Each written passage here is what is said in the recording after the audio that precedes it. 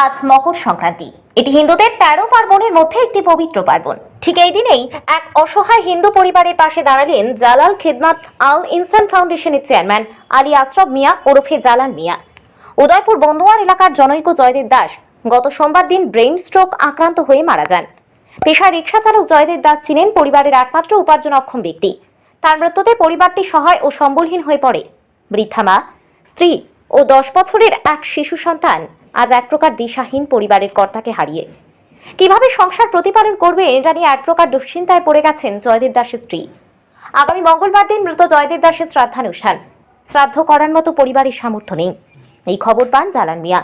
জয়দেব দাসের স্ত্রী ও পুত্রকে ডেকে আনেন জালাল খিদমাত আল ইনসান ফাউন্ডেশনের অফিস কক্ষে। শ্রাদ্ধানুষ্ঠান করতে যে টাকা লাগে সেই টাকা পরিবারের হাতে তুলে দেন জালাল মিয়া।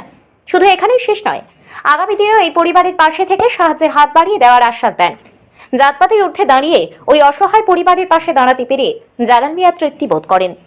অনেক বড় বড় জায়গায় গিয়েছেন সাহায্য পাওয়ার আশায়, কিন্তু কেউই আশানুরূপ সাহায্য করেনি ওই অসহায় পরিবারকে। তারপরে তারা কাছে বই থাকি, তারপরে তারা লই আমি আনাইলাম যে আমি এনো লোকানো না যাই আমি আনো যাইলে মাথা পামু আর বেঁচে আমি পামু, তারা কাছে যাই, তারাই আমার সমর্থন করবো, তারাই আমার উপকার করে দিই। জয়দেব বাবুর পরিবারে এখন কে কে আছে? জয়দেব বাবার পরিবারে জয়দেব বাবার বাবা আছে, ভাই ছোট পোলা আছে, বউ আছে।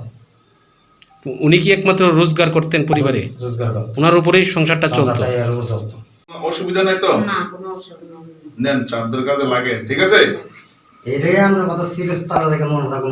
আমি তো সবাই লেগে করি, আগামী দিনে করব। তো আমি আসি আপনার কাছে, ঠিক আছে, আশীর্বাদ করবেন। হ্যাঁ, ভালো থাকবেন। আশা করি আবার আইতাম আবার। তোমার কোনো প্রবলেম হলে তুমি আইও আমার কাছে, হ্যাঁ, বুঝলি?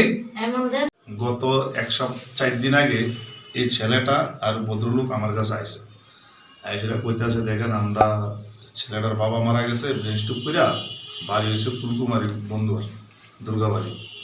তা আপনি তো অনেক আমরা সাহায্য করেন যে আমার ভাতিজাটার বাবা যাতে মারা গেছে, আমার ভাই এই ছোট্ট ছেলে মানে ইনকাম করি না বাড়ির মধ্যে, হ্যাঁ আর ওই মহিলা ইট টিট ব্যাঙ্গা খায়, যদি আপনি চাদরটা লেগে হেল্প করেন খুশি হন। তাহলে আমি বুঝি ঠিক আছে, আপনারা মানুষের থেকে কত উঠে দেখুন আর বাকিটা আমি দিয়ে দিতেছি। তারা মানুষের থেকে বেশি পাইছে না, আমি যে টাকাটা দিছি এই টাকাটা দিয়ে চাদরটা হয়ে যাবে।